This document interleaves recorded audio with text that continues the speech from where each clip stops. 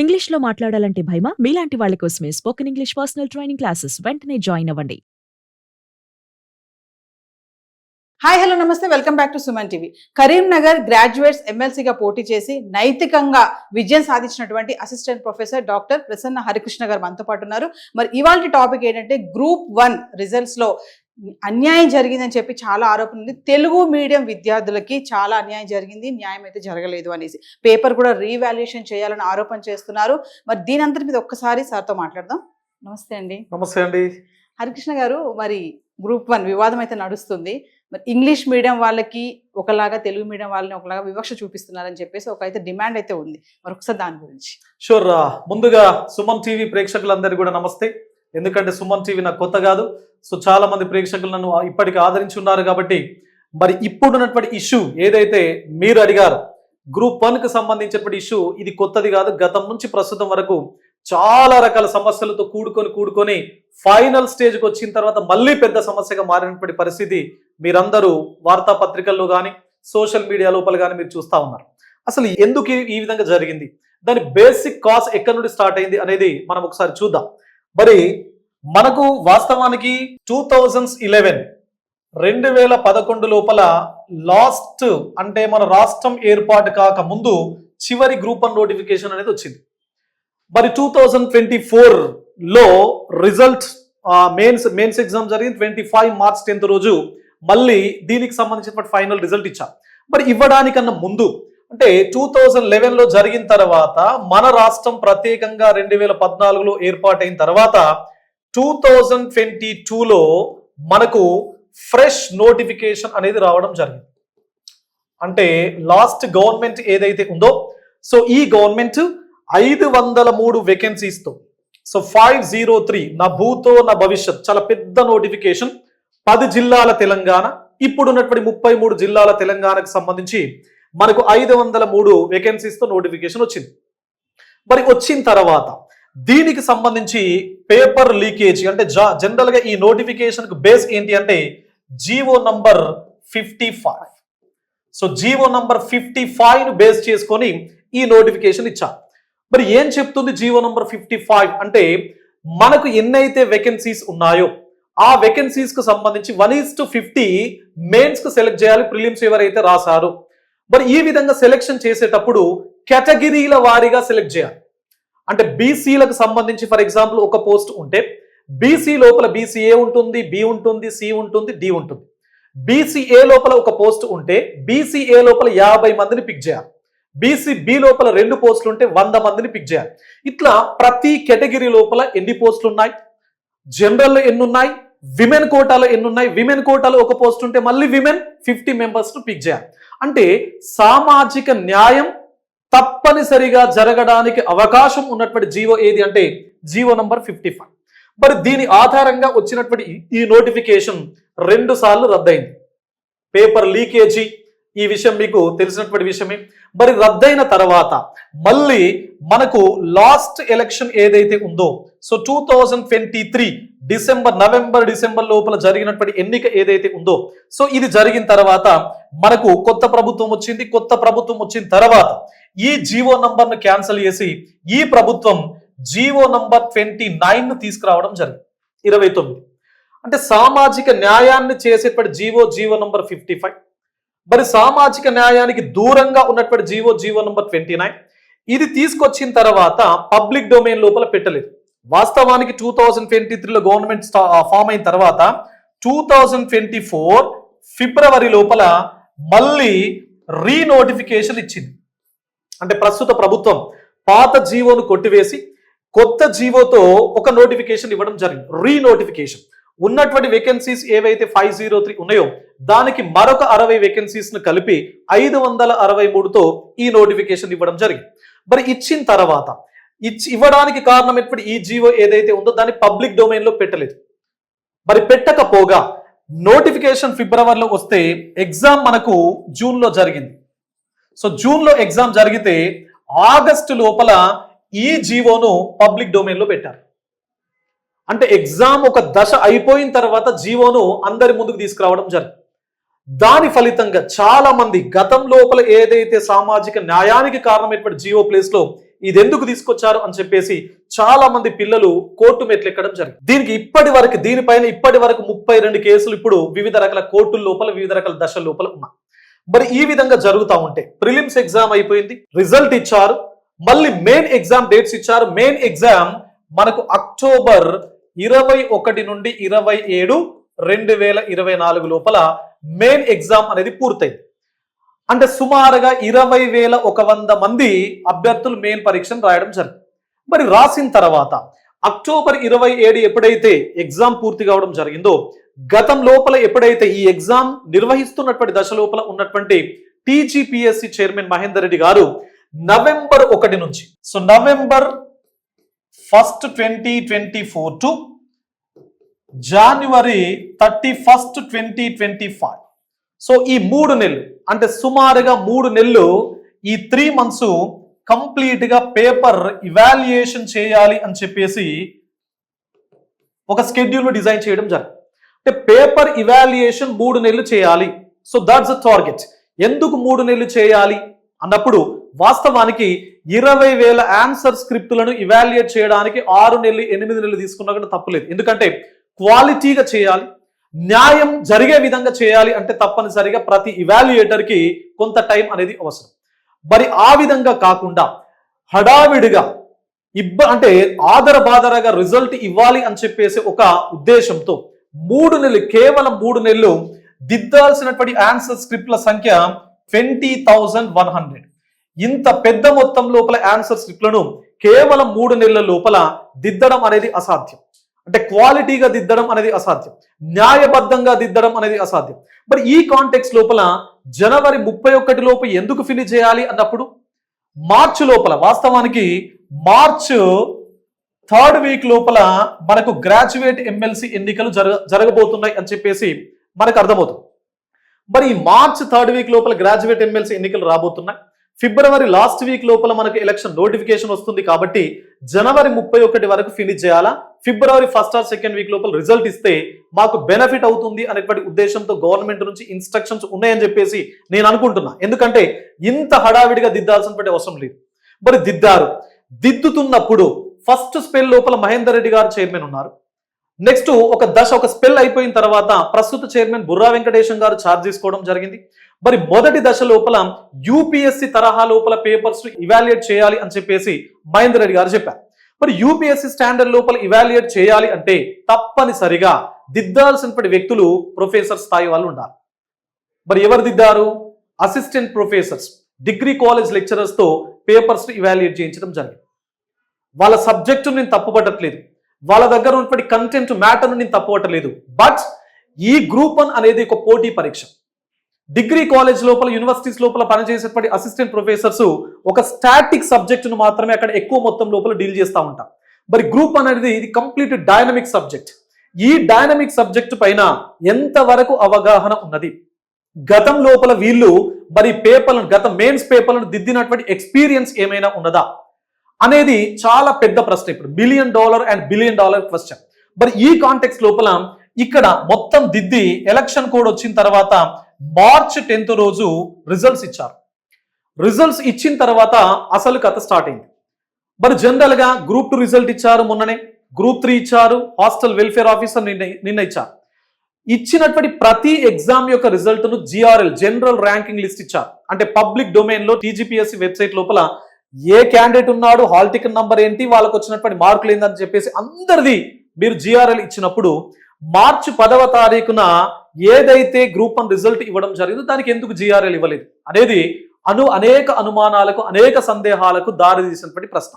ప్రతి అభ్యర్థి అనుకుంటారు, అంటే అభ్యర్థికి ఒక లాగిన్ ఇవ్వడం జరిగింది, ఆ లాగిన్ లోపల తన యొక్క డీటెయిల్స్ ఎంట్రీ చేస్తే మాత్రమే తన యొక్క మార్కులు తెలుస్తాయి. అంటే ఇండివిజువల్ లాగిన్స్ ఎందుకు ఇచ్చారు, అందరి మార్కులు ఎందుకు మీరు పబ్లిక్ డొమైన్ లోపల పెట్టలేకపోయారు, అంటే పెట్టలేదు అంటే ఏదో జరిగింది అనేటువంటి సందేహం న్యాచురల్ గానే ఎవరికైనా ఉంటుంది. పరీక్ష రాసినటువంటి అభ్యర్థులకు ఇంకా ఎక్కువగా ఉంటుంది.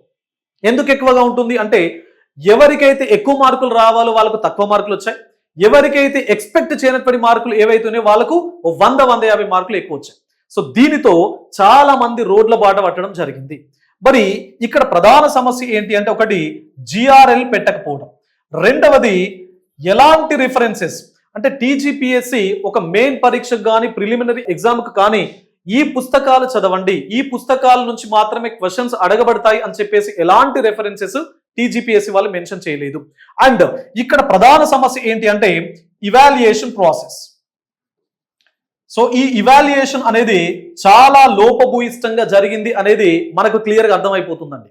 ఎందుకు అన్నప్పుడు ఇవాల్యుయేషన్ లోపల ఎవరైతే ఇవాల్యుయేటర్స్ ఉన్నారో, I will give you one simple and sample example.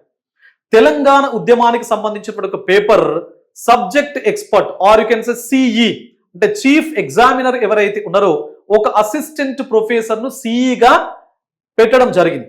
మరొక అసిస్టెంట్ ప్రొఫెసర్ ను సిఈగా పెట్టినప్పుడు వారి కింద పేపర్లను దిద్దే వాళ్ళు ప్రొఫెసర్లు ఉన్నారు. అంటే సిఈని ఏ విధంగా మీరు ఒక అసిస్టెంట్ ప్రొఫెసర్ని పెడతారు? దట్టు తెలంగాణ ఉద్యమానికి సంబంధించినటువంటి పేపర్కు ఒక వ్యక్తిని సీఈగా పెట్టేటప్పుడు ఆంధ్ర ప్రాంతానికి సంబంధించినటువంటి వ్యక్తిని ఏ విధంగా సీఈగా పెడతారు? ఈ దీనిపైన చాలా రకాల అనుమానాలు ఉన్నాయి. పేపర్లు దిద్దిన తర్వాత కూడా మళ్ళీ సిఈ గారు ఆ మార్క్స్ ను కొంచెం షెఫిల్ చేసినటువంటి దాఖలాలు ఉన్నట్టుగా మనకు అర్థమవుతుంది ఆఫ్ ద రికార్డ్ కోణం లోపల. మరి ఇలాంటి డౌట్స్ ఉన్నప్పుడు అదే విధంగా ఎకానమీ పేపర్ ఇవాల్యుయేట్ చేసే వాళ్ళతో సైన్స్ అండ్ టెక్నాలజీ దిద్దించడం, సైన్స్ అండ్ టెక్నాలజీ ఇవాల్యుయేట్ చేసే వాళ్ళతో కొన్ని ఎకానమీ టాపిక్స్ దిద్దించడం, సోషియాలజీ దిద్దినటువంటి వాళ్ళు ఖాళీగా ఉండరని చెప్పేసి వాళ్ళకు 4 ఎకానమీ పేపర్లు ఇచ్చి ఎకానమీ పేపర్లు దిద్దించడం. ఎంత దారుణం అండి, ఎంత దారుణం ఇది. అంటే ఖాళీగా ఉండరు అని చెప్పేసి నేను ఫర్ ఎగ్జాంపుల్ ఇవాల్యుయేషన్కి వెళ్ళాను. వెళ్ళిన తర్వాత నా మిత్రులందరినీ కూడా పిలిపించుకొని వాళ్ళకు కూడా నేను పేపర్లు ఇచ్చాను. ఎంత దారుణం ఇది. జేఎన్టీయు ఒక ప్యాకేజ్ ఇది. ఇప్పుడు మనకు జనరల్గా పేపర్లన్నీ తీసుకెళ్లి జేఎన్టీయుకి ఒక ప్యాకేజ్ గంపగుత్త కింద ఇవ్వడానికి ఇదే మన కాంట్రాక్ట్ కాదు కదా. కొన్ని వేల మంది విద్యార్థుల యొక్క భవిష్యత్తు, కొన్ని వేల మంది విద్యార్థుల భవిష్యత్తు, ప్రస్తుత భవిష్యత్తే కాదు, భవిష్యత్తు లోపల గ్రూప్ 1 పైన మీరు ఎంత నమ్మకంతో రిజల్ట్ ఇస్తే కొన్ని లక్షల మంది అంతే నమ్మకంతో ప్రిపేర్ అవుతుంటారు. నాకు జెన్యూన్ గా చదివితే తప్పనిసరిగా నాకు ఉద్యోగం వస్తుంది అని చెప్పేసి నమ్మకంతో భవిష్యత్తు లోపల వచ్చేటువంటి పిల్లలకు మీరు ఒక నమ్మకాన్ని, ఒక భరోసాని ఇచ్చేటువంటి అవకాశం ఉంటుంది. మరి ఇంత పెద్ద రాష్ట్ర స్థాయి లోపలనే అత్యున్నతమైనటువంటి ఉద్యోగం గ్రూప్ 1, దాన్ని ఒక ప్యాకేజీ లాగా మీరు జేఎన్టీకి ఎట్లిస్తారండి? Most of the JNT faculties are Andhra professors, Andhra assistant professors. నేను ఒక ప్రాంతానికో ఒక వ్యక్తికో నేను వ్యతిరేకం కాదు. బట్ ఇక్కడ జెన్యూన్ కాజ్ ఏదైతే ఉందో దానికి న్యాయం జరగలేదు అనేటువంటి ఉద్దేశంతో మాత్రమే నేను మాట్లాడుతా ఉన్నాను. నేను ఏ వ్యక్తికి ఏ ప్రాంతానికి వ్యతిరేకం కాదు, దయచేసి గుర్తుపెట్టుకోవాలి. సో దీని ఫలితంగా ఇవాల్యుయేషన్ ప్రాసెస్ లోపల అర్హులైనటువంటి ప్రొఫెసర్స్, అసిస్టెంట్ ప్రొఫెసర్స్ లేకపోవడం. రెండవది బ్లూ ప్రింట్ తయారు చేశాం. మరి తయారైనటువంటి blue print general blue print అది ఇంగ్లీష్ లోపల తయారు చేశారు, తెలుగీకరించారు దాన్ని. అంటే తెలుగు లోపలికి అనువాదం చేసినప్పుడు గూగుల్ ట్రాన్స్లేషన్ చేస్తే ఇంగ్లీష్ నుంచి తెలుగు ఏ విధంగా అర్థమవుతుందండి? తెలుగులో చదివిన వ్యక్తులకే తెలుగు అర్థం కానటువంటి పరిస్థితి లోపల ఇవాల్యుయేటర్స్ ఉన్నారు. సో దాని ఫలితంగా తెలుగు లోపల రాసినటువంటి అభ్యర్థులకి చాలా తక్కువ మార్కులు రావడం జరిగింది. మరి తక్కువ మార్కులు వచ్చాయి అని చెప్పేసి తెలుగు మీడియం పిల్లలందరూ కూడా రోడ్లెక్కారు. రోడ్లెక్కినప్పుడు సోషల్ మీడియా లోపల వాళ్ళ వ్యూస్ ను, వాళ్ళ ఒపీనియన్స్ ను చెప్పినప్పుడు అది రాంగ్ స్ప్రెడ్ అవుతుంది. ఫాల్స్ ప్రపగండ చేస్తున్నారు సోషల్ మీడియా లోపల కొందరు అభ్యర్థులు పని కట్టుకుని చెప్పేసి టీజీపీఎస్సి 3 రోజుల ముందు ఒక ప్రెస్ నోట్ రిలీజ్ చేసింది. ఆ ప్రెస్ నోట్ లోపల ఏం చెప్పింది? టీజీపీఎస్సి అనేది ఒక రిక్రూటింగ్ ఏజెన్సీ, టీజీపీఎస్సి అనేది తెలంగాణ భవిష్యత్తు నిర్మాణం కోసం కొంతమంది మెరిటోరియస్ స్టూడెంట్స్ ను ఎంపిక చేసేటువంటి ఒక ఏజెన్సీ అని చెప్పేసి చెప్పారు. అదే కాంటెక్స్ట్ లోపల ప్రతి పేపర్ లోపల ఎంతనైతే ఒక్కొక్క పేపర్లో హైయెస్ట్ మార్క్స్ ఎంత వచ్చాయి అని చెప్పేసి ఇచ్చారు. టాప్ 100 లోపల బీసీలు ఎంతమంది, ఎస్సీలు ఎంతమంది, ఎస్టీలు ఎంతమంది, ఓసీలు ఎంతమంది, ఈడబ్ల్యూఎస్ ఎంతమంది అని చెప్పారు. మరి ఇవన్నీ డీటెయిల్స్ మీరు ఇచ్చినప్పుడు తెలుగు మీడియం అభ్యర్థులకు అన్యాయం జరిగింది అని చెప్పేసి వాళ్ళు చెప్తున్నప్పుడు మీరు టాప్ 100 లోపల ఎంతమంది ఇంగ్లీష్ మీడియం వాళ్ళు ఉన్నారు, ఎంతమంది తెలుగు మీడియం వాళ్ళు ఉన్నారు, ఎందుకు ఇవ్వలేకపోయారు? అది ఇవ్వడానికి మీకు రోజుల తరబడి టైం పట్టదు కదా. Just it takes only 10 to 15 minutes of your time. మరి ఈ కాంటెక్స్ట్ లోపల ఇలాంటి అన్యాయం జరిగింది కాబట్టే.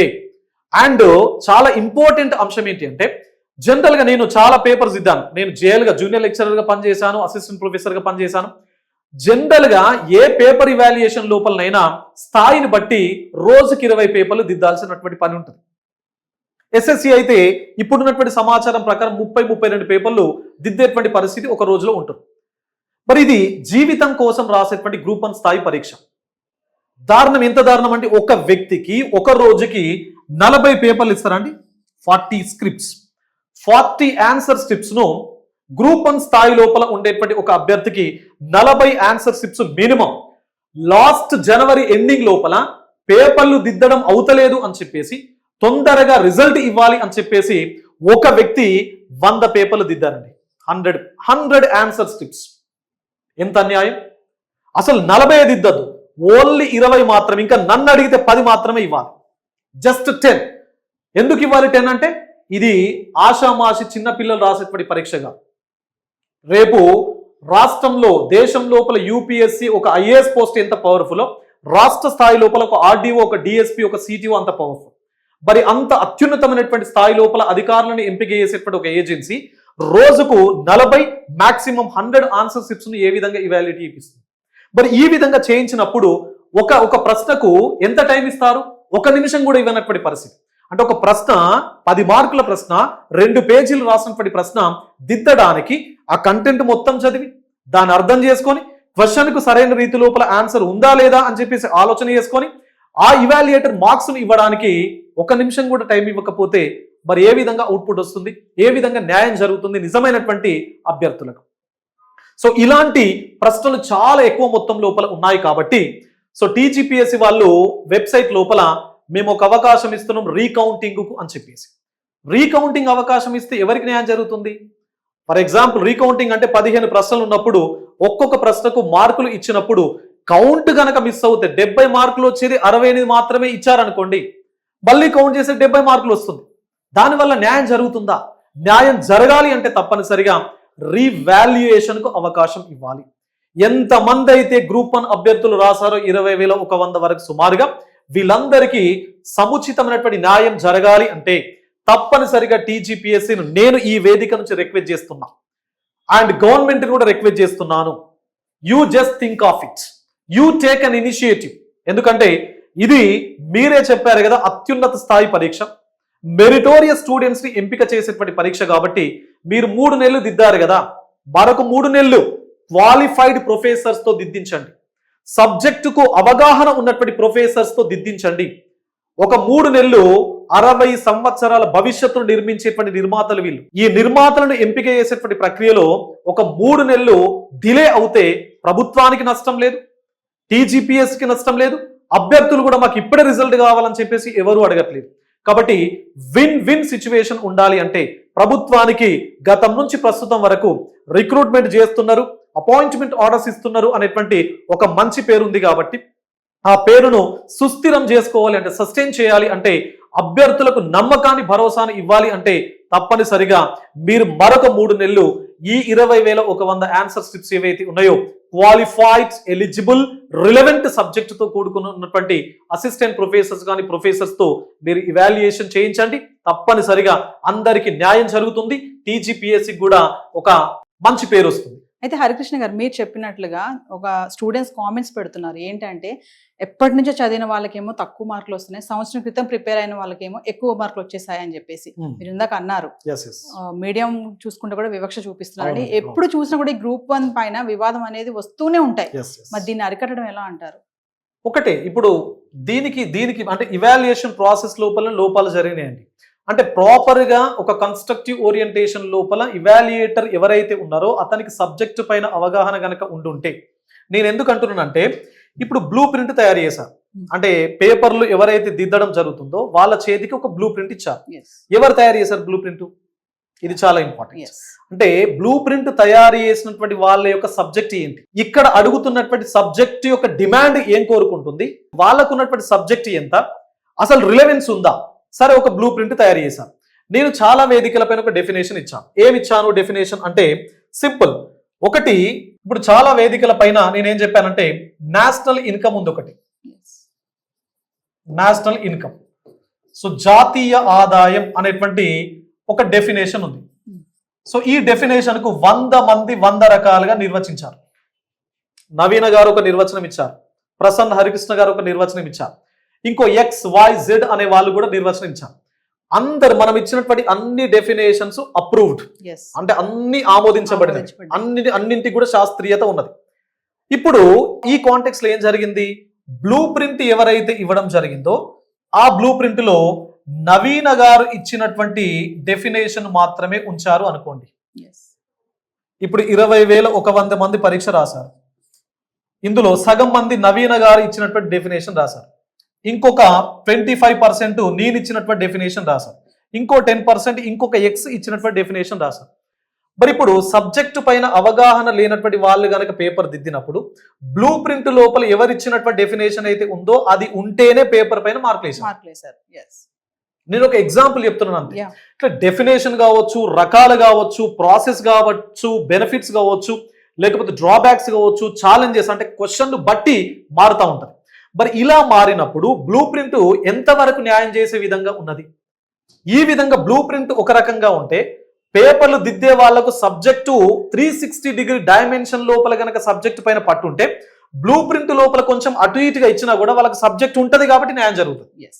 మరి అలాంటి సబ్జెక్టు లేనటువంటి వాళ్ళు, సబ్జెక్టు లేదు అంటే వాళ్ళు చెప్పేటువంటి ఏదైతే కాలేజెస్ లోపల చెప్పేటువంటి సబ్జెక్ట్ నేను తప్పుపడట్లేదు, ఈ కాంటెక్స్ట్ లోపల గ్రూప్ 1కు సంబంధించినటువంటి రిలవెన్స్ కనుక లేకపోతే తప్పనిసరిగా అన్యాయాలు ఇప్పుడే కాదు భవిష్యత్తులో ఎప్పుడు కూడా జరగడానికి అవకాశం ఉంటుంది. కాబట్టి ఈ సమస్యను మనం ఓవర్కమ్ చేయాలి అంటే తప్పనిసరిగా రీఇవాల్యుయేషన్ అనేది మనకు సొల్యూషన్, ఒకటే సొల్యూషన్. రీఇవాల్యుయేషన్ అనేది జరుగుతుంది అంటారా? ఛాన్సెస్ ఉన్నాయంటారా? గవర్నమెంట్ అనుకుంటే అది మ్యాటర్ కదా. అంటే ఇప్పుడు గత ప్రభుత్వం ఉందండి, గత ప్రభుత్వాన్ని నిరుద్యోగులు దించేశారు.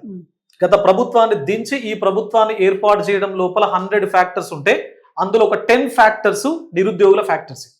మరి అలాంటి నిరుద్యోగులు వాళ్ళకు కోపం వస్తే, వాళ్ళు అసహనానికి గురైతే, వాళ్ళకి అన్యాయం జరిగింది అని చెప్పేసి వాళ్ళు నిజంగానే గుండె లోతుల్లో నుంచి భావిస్తే తప్పనిసరిగా సమయం వచ్చినప్పుడు, సందర్భం వచ్చినప్పుడు ప్రభుత్వాలకు బుద్ధి చెప్పడం జరుగుతుంది. అది గతంలో చెప్పారు.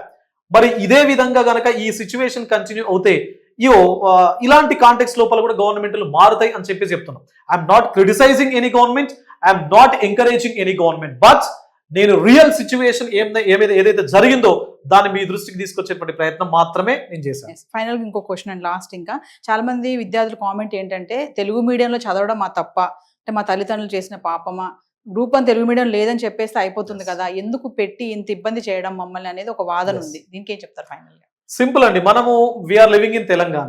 మనం తెలంగాణ రాష్ట్రంలో పుట్టినం, పెరిగినం, మనం సర్వైవ్ అవుతున్నాం. మరి మన అధికారిక భాష తెలుగు. మనం చిన్నప్పటి నుంచి తెలుగులో చదువుకున్నాం. ఇప్పటికి చాలా మంది బడుగు బలహీన వర్గాలకు సంబంధించినటువంటి పిల్లలు, పేద పిల్లలు తెలుగు మీడియంలో చదువుకుంటారు. మరి ఇలాంటి చదువుకునేటువంటి వ్యక్తులు ఇప్పుడు తెలుగులో ఎగ్జామ్ రాసిండు అంటే వాళ్ళకు పేయింగ్ కెపాసిటీ లేదు కదా. ఇంగ్లీష్ లోపల కాన్వెంట్ స్కూల్స్ లోపల పేయింగ్ కెపాసిటీ లేకనే కదా తెలుగులో చదువుకున్నది. మరి అలాంటి పిల్లలు రాసినటువంటి ఆన్సర్ స్క్రిప్ట్లకి మీరు మార్కులు వేయకపోతే వాళ్ళకు జీవితం మీదనే ఒక క్వశ్చన్ ఉంటుంది.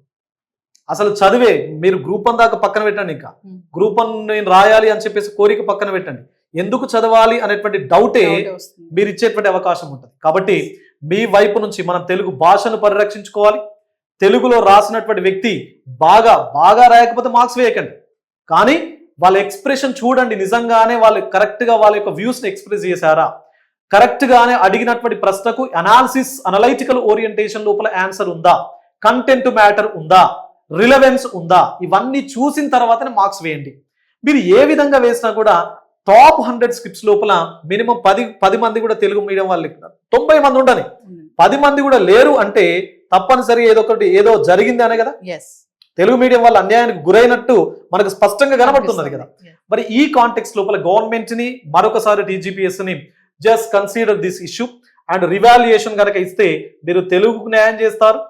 తక్కువ ఇంగ్లీష్ మీడియం వాళ్ళకు కూడా చాలా మందికి తక్కువ మార్క్స్ వచ్చాయి అంటే ఇవాల్యుయేషన్ సరిగా లేకపోవడం. కాబట్టి వాళ్ళకు తక్కువ వచ్చిన వాళ్ళు కానీ ఎక్కువ వచ్చిన వాళ్ళు కానీ ఎవరైనా కూడా సరైన రీతి లోపల న్యాయం జరగాలి అంటే మరొకసారి మీరు qualified and relevant assistant professors ఉన్నారో వారి చేత మీరు కనుక చేస్తే తప్పనిసరిగా న్యాయం అనేది జరుగుతుంది. ఇంకోటి సార్, ఫైనల్ రిజల్ట్స్ రాకుండానే కొన్ని ఇన్స్టిట్యూషన్స్ అయితే ర్యాంకులు ప్రకటించేస్తున్నాయి. మరి అదేంటి అసలు? GRL ఇక రాలేదు, అది షెఫిల్ కావచ్చు. అంటే వాళ్ళకి ఇప్పుడు మల్టీజోన్ 1 మల్టీజోన్ 2 ఉంది.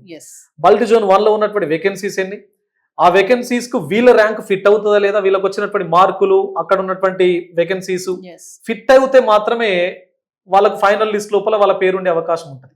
మరి ఒకవేళ ఫిట్ కాకపోతే వాళ్ళకు టాప్ మార్కులు వచ్చినా వాళ్ళకు తగిన రీతి లోపల ఆ జోన్ లోపల పోస్టులు లేవనుకోండి, వాళ్ళ కేటగిరీ లోపల పోస్టులు లేవనుకోండి, మార్కులు ఎక్కువ వచ్చినాయి కానీ పోస్టులు లేవు, లాభం లేదు కదా. Yeah. కాబట్టి జిఆర్ఎల్ ప్రకటిస్తే మనకు ఆ బాధలు ఉండేటివి కాదు. సో వ్యూవర్స్, ఏది ఏమైనా గ్రూప్ 1 వివాదం అనేది మరి ఎప్పుడు చల్లారుతుందో వేచి చూడాల్సిన పరిస్థితి. మరి తెలుగు మీడియం అభ్యర్థులకి న్యాయం జరగాలని మనందరం కూడా కోరుకుందాం. Thank you sir. Thank you అండి, థ్యాంక్ యూ వెరీ మచ్.